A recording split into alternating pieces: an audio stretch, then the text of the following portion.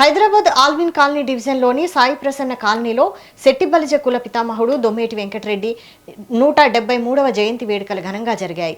సాయి ప్రసన్న శెట్టిబలిజ సంక్షేమ సంఘం ఆధ్వర్యంలో నిర్వహించిన కార్యక్రమానికి పెద్ద ఎత్తున శెట్టిబలిజ కులస్తులు హాజరయ్యారు. ఈ సందర్భంగా ఆయన చిత్రపటానికి పూలమాలలు వేసి నివాళులర్పించారు.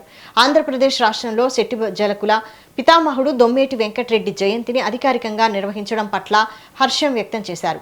అదేవిధంగా తెలంగాణ రాష్ట్రంలో కూడా ప్రస్తుత ప్రభుత్వం దీనిపైన దృష్టి సారించాలని కోరారు.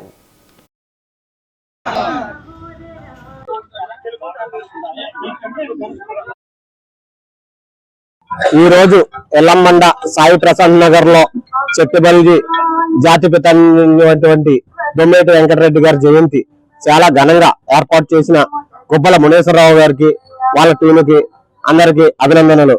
ఈ సందర్భంగా 173వ జయంతి సందర్భంగా దొమ్మేటి వెంకటరెడ్డి గారి జయంతి జరుపుకోవటం మాకు అందరికి చాలా ఆనందదాయకంగా ఉంది.